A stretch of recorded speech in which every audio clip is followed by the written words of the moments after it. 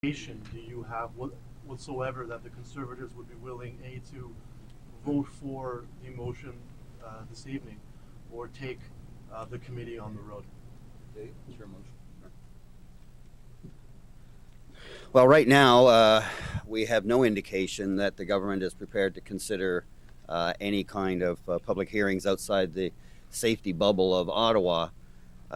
Originally, as you recall, at committee, the government suggested they might be open to the idea, and we actually started some offline discussions to try to negotiate an agreement to allow us to deal with process, get that in place, and then go on and deal with the substance of the bill. But within 3 hours of beginning those discussions, the government, the Iron Curtain came down from the PMO, and those discussions ended. And as to this moment, and I'm about 12 or 13 minutes away from going back to Proc right now to continue my filibuster to demand these public hearings. To date, we have not had an indication that they're prepared to move. You heard my colleague, Mr. Scott, suggest that we're looking for some of the more interested members of the government that who care about democracy, who have made this an issue, and we're hoping that they might stand up in principle tonight and join with us. It's not about the bill. The motion is not whether the bill is good or bad. We're not at that point. The motion is about calling on this committee to get out of the bubble of Ottawa, to go out into the country where people live and let them point out in very clear terms how this bill is going to disenfranchise them and negatively affect their participation in our democracy. That's all we're asking. But we consider it pretty big. So the pointed question you asked is there any cracks in the wall from the government? At this point, no, but time will tell. Remember, at the end of the day, in a mature, modern democracy, the highest authority is still the court of public opinion. And that's the one that we're all of us here today are calling on to put that pressure, because that pressure of enough Canadians calling enough backbench government members saying at the very least, allow this bill to get out and see the light of day and to have people comment on it where they live is a basic fundamental right, and we're just calling for that right for Canadians. And as it stands right now, we are determined to get those hearings, and until we have received some kind of indication that the government's prepared to consider them, we stay the course. Français, en français.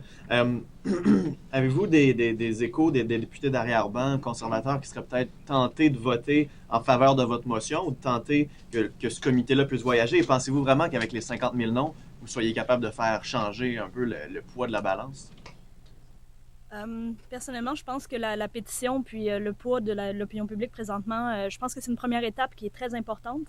Et c'est l'idée aussi de pouvoir aller faire les audiences publiques à travers le Canada. C'est de montrer aux conservateurs que c'est pas en restant ici dans le sous-sol de l'édifice du centre, puis en disant que les gens peuvent juste appeler sur Skype puis ça va être correct comme ça. C'est pas comme ça qu'on fait une vraie consultation puis qu'on est capable d'aller voir les Canadiens puis d'aller voir sincèrement qu'est-ce qu'ils en pensent, puis de voir sur le terrain de quelle façon ce projet de loi-là va les affecter. Donc, on garde espoir que certains des conservateurs qui ont montré par le passé une plus grande ouverture à la démocratie puis à ce genre d'initiatives-là, que peut-être on va être capable à la longue de les convaincre. Il y a certaines de leurs propres initiatives qui ont réussi à passer grâce à l'appui de l'opposition, donc on garde espoir. Pas un peu de bruit, sachant très bien qu'ultimement, il ne va rien avoir comme avec Post Canada, comme dans d'autres dossiers, vous avez présenté des pétitions, vous avez présenté des motions. Mais il faut continuer d'essayer. Puis dans ce cas-ci, quand on parle de démocratie, je pense qu'il y en a plusieurs qui sont ouverts, qui voudraient pouvoir nous appuyer. Peut-être qu'à la fin, ils ne le feront pas, mais on va continuer de pousser puis d'essayer le plus qu'on peut. Mesdames et messieurs, je crois que au-delà de la question de savoir si le comité doit voyager ou pas, à notre avis, il devrait, il y a un problème très fondamental qui se pose avec ce projet de loi et le processus que l'on suit. Quand on touche aux règles fondamentales de la démocratie, la tradition au Canada, c'est qu'on a un consensus des partis politiques. Les partis s'opposent sur la direction qu'on doit donner au Canada, mais s'entendent sur les règles fondamentales. Dans ce cas-ci, le gouvernement n'a cure du point de vue des partis d'opposition, ce qui affaiblit tout son processus en termes de légitimité. Alors, bien sûr qu'il faudrait qu'on voyage, mais en plus, il faut blâmer ce gouvernement d'avoir transformé un exercice qui devait être non partisan en un exercice qui est étroitement partisan. So if I repeat in English, we think we should travel, meet Canadians about this law that is affecting the basic rules of our democracy, but we also think that it should be, as much as possible, a consensus between parties, as it used to be in Canada. So the process is wrong. The Prime Minister is, again, showing a narrow partisan approach about a bill that is affecting the basic rules of our democracy, and he should be blamed for that. On the a couple of the Conservative MPs on Proc, where you're going later, some of you have been found to have violated election laws. Ted Opitz donated $9,000 to his own campaign. Blake Richards was fined by CRTC for a rule-breaking robocall. A former Conservative MP who sat on the committee, Dean Del Mastro, is facing charges, and he was often on there haranguing Mark Mayrand when Mr. Mayrand would come to committee. I wonder if the House leadership, the Conservative House leadership's choice of members of Parliament to sit on this committee reflects anything about their attitude towards elections law, in your view. I would add actually two examples that make the selection maybe a tiny bit bizarre. I really don't want to comment on those who've been found in non-compliance with the Elections Act. If they've conformed in the way they were supposed to, that's one thing. But we do know that Mr. Butt managed to have certain hallucinations recently and tell really interesting tales about voter identification cards being scooped up in apartment buildings and somehow used for devious means afterwards, only to have him stand in the House and say he somehow misspoke. He's on the committee. So the second thing is on Mr. Opitz.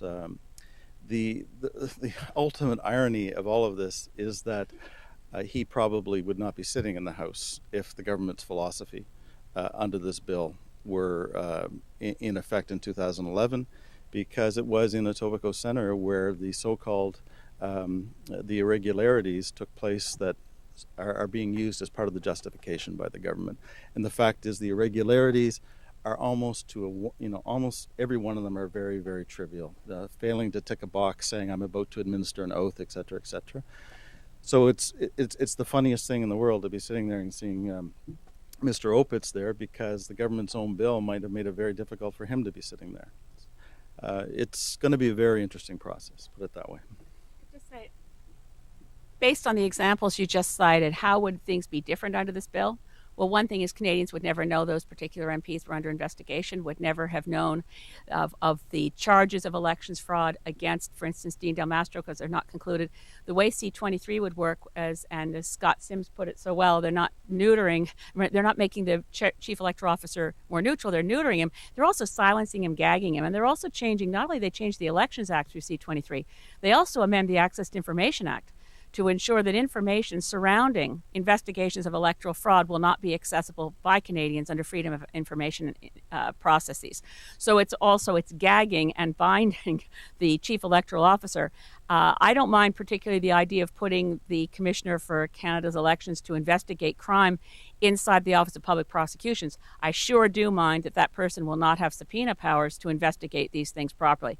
So once again, I mean, Stephen Harper appoints a bunch of thugs to the Senate and then says, see, I told you the Senate's rotten. We've got to have elected senators. He's going to have committed, or at least in the interests of the Conservative Party, based on the Council of Canadians case, the judge in that case was very clear that the robocalls fraud, while he didn't know who committed those events, trying to send Canadians to the wrong polling stations, that the events that took place were in the interests of the Conservative Party. That's what the court found. And now we're going to have the robocalls issue turned on its head as an excuse to emasculate the office of the chief electoral officer and make it harder for Canadians to vote. We've got to get this out on the road. The Gong Show is PMO. Public hearings are democracy. And we have to get to committee. So sorry for... Mr. Mara, Mr. Mara, just one quick example.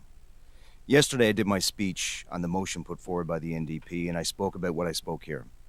But I stood up and I talked about examples about how essential ID, such as health cards and student cards, do not have addresses on them, which is essential. And I listed card after card that do not have addresses. Mr. Butt, who was sitting in the House, yelled out very loudly, "Why don't you just bring your death certificate?" Now that's what we're dealing with.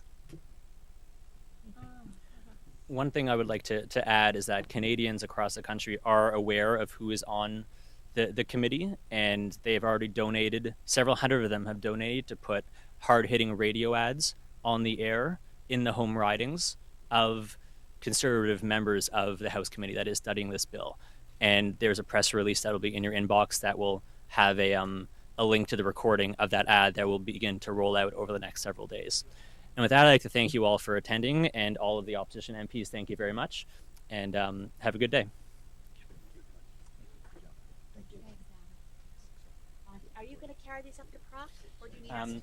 We can have some volunteers carry it up. Yeah, who cares about it?